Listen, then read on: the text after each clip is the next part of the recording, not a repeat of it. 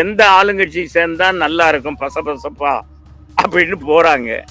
போறவங்க போகட்டும், எங்களுக்கு இப்ப கிளியரப்பா, route clear. Anna DMK route clear.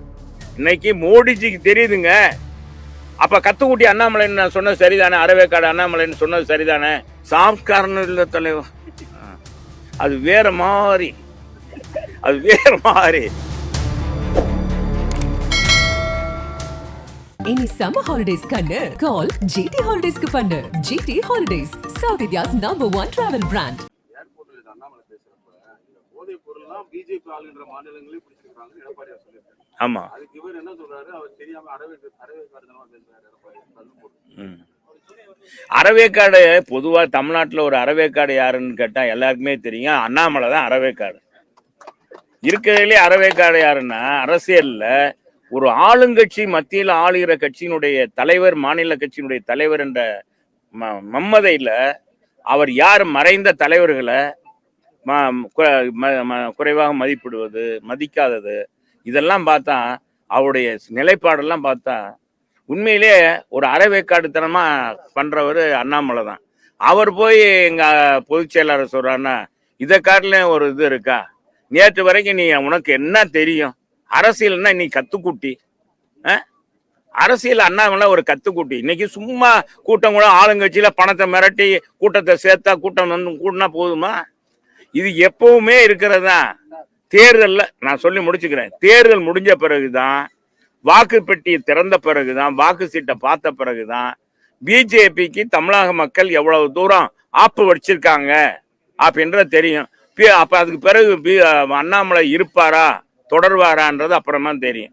எனவே ஒரு கட்சி என்பது எப்படி இருக்கணும்? பொது வாழ்க்கையில ஒரு கட்சின்னா, ஒரு அரசியல் இயக்கம்னா எல்லா சமூகத்திலையும் எல்லா மதத்திலையும் அரவணைச்சு போற அரசியல் இயக்கமா இருக்கணும். ஆனா பாரதிய ஜனதா அப்படி அல்ல, ஒரு மதத்தை முன்னிறுத்தி நடத்துகிறது என்பதுதான் இன்னைக்கு எல்லாருடைய மனவேதனை. எனவே இந்த மாதிரி இதுல ஒரு கட்சியில இன்னைக்கு கூட்டத்தை பார்த்த உடனே, மோடிஜியை பார்த்து, பாரத பிரதமரை பார்த்து கூட்டத்தை சேர்த்து உட்கார வச்ச உடனே, அதெல்லாம் என்ன கூட்டம்? அழைத்து வரப்பட்ட கூட்டம் தானா? சேர்ந்த கூட்டமா? வந்த கூட்டத்தை பார்த்துட்டு அவர் மோடிஜி பார்க்குறாரு, மோடிஜி நல்லா பேசுறாரு, கேட்போம்னு வர்றாங்க. அதுல இவர் மதப்பா ஆயிடுறாரு, ரொம்ப இதாயிடுறாரு ஓவரா. இதுக்கெல்லாம் தமிழ்நாட்டு மக்கள் எப்பவுமே இந்த மாதிரி இதா பேசுறவங்களுக்கெல்லாம் நல்ல பதில் கொடுப்பாங்க. அது தேர்தல் முடிஞ்ச பிறகு தெரியும். இப்போ கூட்டணி கட்சியெல்லாம் அது என்ன, ஆளுங்கட்சி போனா எந்த ஆளுங்கட்சி சேர்ந்தா நல்லா இருக்கும் பசப்பா அப்படின்னு போறாங்க. போறவங்க போகட்டும், அதை பத்தி எங்களுக்கு கவலையே இல்லை. போன முறை வந்து உங்களுக்கு செய்தி வந்துருச்சு, போதும். உங்களுக்கு எதிர்பார்த்தது மீண்டும் சு வெங்கடேசன் வந்து வேட்பாளர் அறிவிக்கப்பட்டிருக்கிறாரு. போன முறை அறிவிச்சிட்டாங்களா? மீண்டும் சு வெங்கடேசன் வேட்பாளர் அறிவிச்சிருக்காங்க. போன வட்டம் அதிமுகவுடைய வேட்பாளர் தோத்ததுக்கான முக்கிய காரணம் இங்க இருக்கிற முக்கிய நிர்வாகிகள் யாரும் ஒத்துழைப்பு தரல, அதனாலதான் தோத்தாங்கன்றது யார் சொன்னா? மக்கள் எல்லாம், உங்க தொண்டர்கள் எல்லாம் எங்கள்கிட்ட சொன்னாங்க. அப்படி எல்லாம் உங்களோட அதுல மதிவான மட்டும் நான் சொல்றேன் கேளப்பா. மதிவான மட்டும் போய் சொன்ன யாரோ ஒருத்தர் சொல்லியிருப்பாரு, அவரை பத்தி இல்ல. இந்த சொல்ற கேளு தலைவா. போன முறை எல்லாம் ஒத்துழைப்போம். என்ன எவ்வளவு ஓட்டு வித்தியாசம்? நாடாளுமன்ற தேர்தலில் சு வெங்கடேசங்க எங்களுக்கு எவ்வளவு ஓட்டு வித்தியாசம்? 1.5 லட்சம் ஓட்டு, 1,40,000, 1.5 லட்சம் ஓட்டு தான் வித்தியாசம். என்னங்க, என்ன மதிவான? அது ஒத்துக்கிறியா? அப்ப எங்களை யார் எதிர்த்தா? இஸ்லாமியர்கள் போகவே முடியல. நாங்க பள்ளிவாசலுக்கு போறோம், கூட்டிட்டு போனோம், முதல்ல போனோம். நாங்க தான் அன்னைக்கு எங்க சட்டமன்ற உறுப்பினராக இருந்த, இன்னைக்கு புறநகர் கிழக்கு மாவட்ட செயலாளர், மேயர், வடக்கு தொகுதியினுடைய சட்டமன்ற உறுப்பினர், அவர் தான் ஃபேவர் பிளாக் போட்டிருக்காரு அந்த பள்ளிவாசலுக்கு. போனதுக்கு என்ன, உடனே வரக்கூடாது, தனிப்பட்ட முறையில நீங்க வாங்க, பிஜேபி கூட்டணியோட வரக்கூடாது சொன்னாங்க. நீ ஊடகங்கள்லாம் அதை போட்டு அதிமுகவுக்கு எதிர்ப்பு, இஸ்லாமியர் நுழைய விடவில்லை அப்படின்லாம் ஹெட்டிங் நியூஸ் போட்டீங்களா? போடலையா? ஏன்னா அதுக்கும் தலையாமாவா? அந்த மாதிரி கிறிஸ்தவர்கள், சிறுபான்மையினர், இந்த மாதிரி இயக்கங்கள்லாம், இந்த மாதிரி சமுதாயம்லாம் என்னாச்சு, எங்களை வந்து பாரதிய ஜனதா வந்து ஆதரிச்சதுனாலதான் எங்களுக்கு வந்து சிறுபான்மை ஓட்டு மக்கள் தமிழ்நாட்டு, அதுவும் மதுரையில் இருக்கிற பெரும்பான்மையான மக்கள் வாழ்ற அந்த நாடாளுமன்ற தொகுதியில எங்களுக்கு ஓட்டு உழுகாத காரணம் வேற எந்த காரணமும் இல்லை. கழக தொண்டர்கள் அருமையாக வேலை பார்த்தார்கள். எங்களுடைய பொதுச் செயலாளர் அருமையாக பம்பரம் போல் வந்து வாக்கு சேகரித்தார். கூட்டம் கடல் என திரண்டது. எல்லாரும் நல்லா தான் வேலை பார்த்தான். இந்த இதனாலதான் இப்ப அப்படி இல்லை. நாங்க எதுக்குறோன்றது இஸ்லாமியர்களே இன்னைக்கு எங்களுக்கு பக்கம் இருக்காங்க, சிறுபான்மை எங்க பக்கம் இருக்காங்க. இந்த வாக்குகளை எப்படியாச்சும் இப்ப திமுகவுக்கு விழுகிற வாக்கு எங்களுக்கு விழுந்துரும் அப்படின்றதுனாலதான் இன்னைக்கு என்ன சொல்றாங்க, எங்களை நாங்க பிஜேபிக்கு துணை போறோம். எப்படி பாருங்க, அண்ணாமலை எங்க தலைவரை இழிவா பேசுறாரு. அவருக்கு நாங்க துணை போவோமா? ஏன்னா நாங்க இழி பிறவியா? புரட்சி தலைவர் அம்மாவுடைய தொண்டர்கள் நாங்க. எங்களுக்கு ஈடு இணையாக இது இல்லை. குண்டவே தொண்டையில வச்சு நாங்க வாழ்ந்த தலைவனுடைய பரம்பரைப்பா நாங்க. எங்களை போய் இப்படி எல்லாம் அந்த இது திமுகவே என்ன இன்னைக்கு பயந்து போயிருக்காங்க. சிறுபான்மை மக்கள் இன்றைக்கு வந்து முழுக்க முழுக்க அண்ணா திமுக வாக்களித்துருவாங்க. நம்ம ஒண்ணுமே செய்யலையே இந்த 3 ஆண்டுகள்ல கொடுத்த வாக்குறுதி நேரத்துல. அது 2வது மதிவான உனக்கு தான் அரசு ஊழியர்கள், ஆசிரியர்கள், நீ இதா மாதிரி கேள்வி கேட்க முன்னால உட்காந்துட்டு ஏதாச்சும் அறிவுபூர்வமான கேள்வி கேட்கிற மாதிரி கேட்க கூடாது. அரசு ஊழியர்கள் போனதை சொல்ற கேளு. தொண்டர்கள் எத்தனை தொண்டர்கள் சொன்னாங்க சொல்ற கேளு தலைவன். அரசு ஊழியர்கள் எதிர்ப்பு, அரசு ஊழியர்கள் எதிர்பார்த்தாங்க. நம்ம முதல்வரை எதிர்பார்த்தாங்க.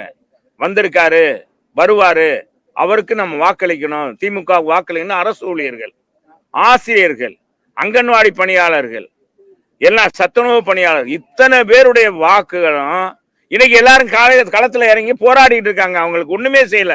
அவங்களுக்கு அல்வா கொடுத்துருச்சு இந்த அரசு, திமுக அரசு. எனவே அந்த மக்கள்லாம் இன்னைக்கு அதிமுகவுக்கு எடப்பாடியார் தலைமையில் இருக்க அதிமுக வாக்களித்துருவாங்கன்ற அடிப்படையில தான் இன்னைக்கு என்னன்னா இன்னைக்கு இவரு பேசுறாரு. யாரு? முதலமைச்சரே எங்க அதிமுகவை இதா பேசுறாரு. பிஜேபிக்கு நாங்க பிடி ஆசிரியர் வர்றோம்ன்றாரு. அங்க இருக்கிற தலைவன் அவன் இருக்கிற கடுப்புல நம்ம கூப்பிட்டு வரலையே அப்படின்ட்டு, இந்த மாதிரி எப்படி கூட்டணிக்கு கூப்பிட்டமே வரமாட்டேன்றாங்களே அப்படின்ட்டு இன்னும் அவர் என்னன்னா எங்க இழிவா பேசுறாரு. இதெல்லாம் மக்கள் பார்த்துட்டு தான் இருக்காங்க. என்ன மாதிரி பார்த்துட்டு தானே இருக்காங்க. அப்படி பார்த்துட்டு தான் இருக்காங்க. மக்களுக்கு தெரியும் யாரு நமக்கான கட்சி. இந்த அதிமுக தாங்க. ஜாதி மதம் எதுவுமே பார்க்காத கட்சிங்க இது. உழைப்பவனே உயர்ந்தவன். உழைப்பவருக்கு மரியாதை கொடுக்கூடாது. மாறி நல்ல சிறப்பா மாமன்ற உறுப்பினர் கொடுத்திருக்காரு, ஜெயிச்சு இன்னைக்கு மக்கள் பணி ஆற்றிட்டு இருக்காரு. இன்னைக்கு அவருடைய காலத்துல எவ்வளவு வளர்ச்சி பணிகள் நடக்குது. இது மாதிரி கழக தொண்டர்களை அது மாதிரி எங்க வேட்பாளர் வரும்போது களத்துல தீயா வேலை பார்க்க தீயா கழக தொண்டர் வேலை பார்க்க போறான். அரசு ஊழியர்களுக்கு ஆதரிக்கிறாங்க, எல்லா பேரும் சிறுபான்மையை ஆதரிக்கிறாங்க. ஆக மிகப்பெரிய வாக்கு வித்தியாசத்துல அதிமுக 40 தொகுதியிலும் வெல்ல போது சரித்திர சாதனை படைக்க போறாரு எடப்பாடியார். 2026ல விஜய் களத்துக்கு வரும்போது திமுகவும் அதிமுகவும் கூட கூட்டணி வைக்கிற நிலைமை வரும்னு சொல்லி அவங்க கட்சி நிர்வாகி பேசுறாரு. ஏங்க சின்ன பிள்ளை அப்படிதான் பேசுவாங்க. பேசும்போது அப்படி இதெல்லாம் ஒரு இதான 26 வரும்போது பாத்துக்கலாம். அப்ப என்ன நிலைப்பாடுன்றது இப்பவே எப்பவோ வர்றதுக்கு இப்பவே வா. எங்களுக்கா பயப்படக்கூடியது? இன்னும் சொன்னா இன்னைக்கு தம்பி விஜய் கட்சி ஆரம்பிச்சது திமுகவுக்கு தான் பாதிப்பு. அதுல இருக்க அவர்களுடைய ரசிகர்கள் அதிகமாக பெரும்பகுதி திமுகவுக்கு தான் வாக்களித்தாங்க. உங்களவே பார்த்து பேசிருக்கீங்க, கேமரா பார்க்கல. விஜயுடைய ரசிகர்கள் பெரும்பகுதி எங்க இருந்தாங்கன்னா திமுகவுக்கு வாக்களித்தாங்க. அது ஒரு கோபம் அவங்களுக்கு. கோபங்கள்ல திமுகவுக்கு ஒரு கோபம். அதனால எங்களை பொறுத்தளவுக்கு எப்பவுமே இல்லை. எங்களுக்கு இப்ப கிளியரப்பா, route clear. AIADMK route clear. எங்களை மக்கள் இன்னைக்கு பார்த்துட்டாங்க. 450 ரூபா வித்த சிலிண்டர் இன்னைக்கு எவ்வளவு ஊர்ல கேஸ்? இன்னைக்கு 1100 ரூபா. ஏமாப்பா என்னம்மா எவ்வளவுமா கேஸ்? 1000 ரூபா. 100 ரூபா குறைச்சதுனால 1000 ரூபாயா? 1000 ரூபா. பெட்ரோல் 60 ரூபா வித்தது, இன்னைக்கு 100 ரூபா. அதுல 2 ரூபா குறைச்சிருக்காங்க. டீசல் இப்ப குறைச்சிருக்காங்க 2 ரூபா. எதுவுமே செய்யல. நம்ம மாநில அரசும் செய்யல. விலைவாசி இன்னைக்கு பாத்தீங்கன்னா எவ்வளவு ரூபா, 1000 ரூபா கொடுத்தேன். இன்னைக்கு கூட விளம்பரம் பார்த்தேன், முழு விளம்பரம் பத்திரிகையில கொடுத்துருக்காரு, நம்ம தமிழக அரசு கொடுத்துருக்கு. பார்த்தா என்னென்ன திட்டங்கள் அறிவிச்சு, ஆறாருக்கு எவ்வளவு ரூபா கொடுத்தோம்ன்ற இருக்க விலைவாசி. இதெல்லாம் யானை பசிக்கு சோளப்பொரி மாறிங்க. என்ன சொல்றீங்க? ஏப்பா உனக்கு நீங்க வந்திருப்பீங்க, பெட்ரோல் போட்டிருப்பீங்க, நீங்க எல்லாம் முன்னால எவ்வளவு செலவழிச்சிருப்பீங்க, இப்ப எவ்வளவு செலவாகுது? ஒரு டீ கடை போனா, ஒரு டீ கடை இப்ப டீ எவ்வளவுப்பா?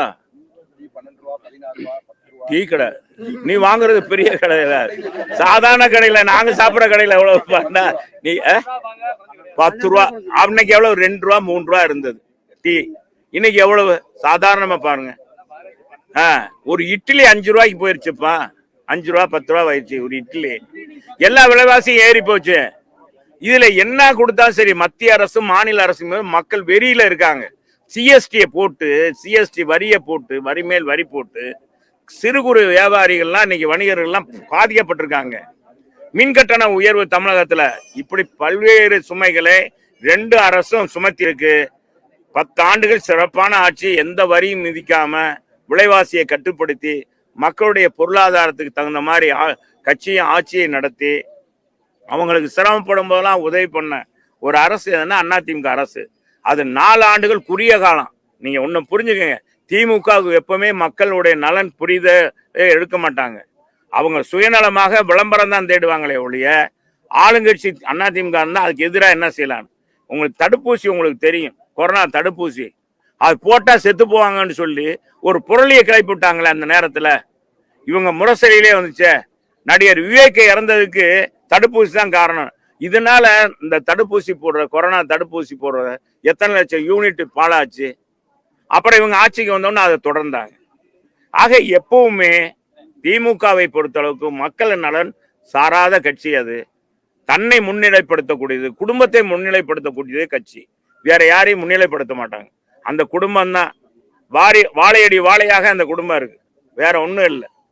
வேற இப்ப எங்க இதுல எத்தனை பேர், இப்ப மற்ற கட்சியெல்லாம், இப்ப காங்கிரஸ்ல கூட ஒரு தாழ்த்தப்பட்டவர் இன்னைக்கு பட்டியல் இனத்தை சேர்ந்தவர் இன்னைக்கு தலைவர் ஆயிட்டார்ல. இந்த கட்சியில என்னைக்கு எத்தனை ஆண்டு காலம் தலைவர் தான் நின்றாலும் வர முடியுமா? திமுக தலைவரா அந்த கட்சியில வருமா?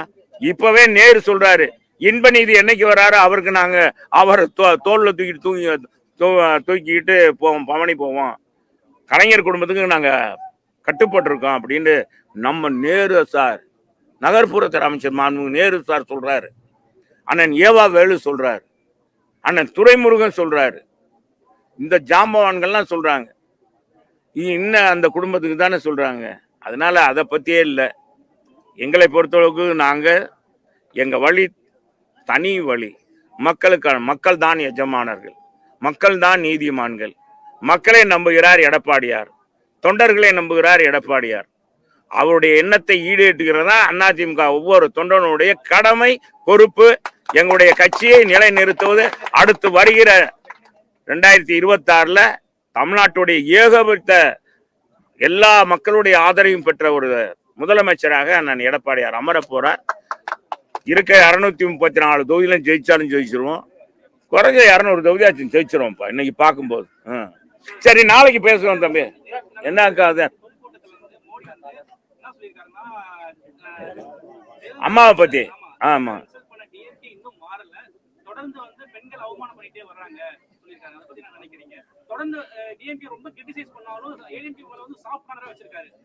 சாஃப்ட் கார்னர் இல்ல தலைவர், அது வேற மாதிரி, அது வேற மாதிரி, அது வேற மாதிரி செய்யறாரு. அதெல்லாம் ஒண்ணும் இல்லை. அவரு சொல்றாருன்னா, அவர் அண்ணாமலை தமிழ்நாட்டுடைய தலைவர் என்ன சொன்னாரு எங்க அம்மாவை பற்றி? அவர் என்ன சொன்னாரு? இன்னைக்கு மோடிஜிக்கு தெரியுதுங்க, அப்ப கத்துக்குட்டி அண்ணாமலை சொன்னது சரிதானே, அறவேக்காடு அண்ணாமலைன்னு சொன்னது சரிதானே? எங்க முதலமைச்சர் எடப்பாடியாரை கூப்பிட்டு பாராட்டுறாரு, பக்கத்துல உட்காந்து மாலை வாங்குறாரு, பாரத பிரதமர் பக்கத்துல உட்கார வச்சுக்கிறாரு, அரவணைக்கிறாரு.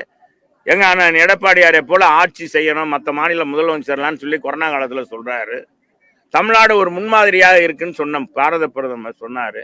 அப்படிப்பட்ட தலைவரை இழிவாக பேசுற அண்ணாமலை ஒரு அறவேக்காடா இல்லையாங்க? அதனால இதெல்லாம் தேர்தல் நண்டு தலைவா.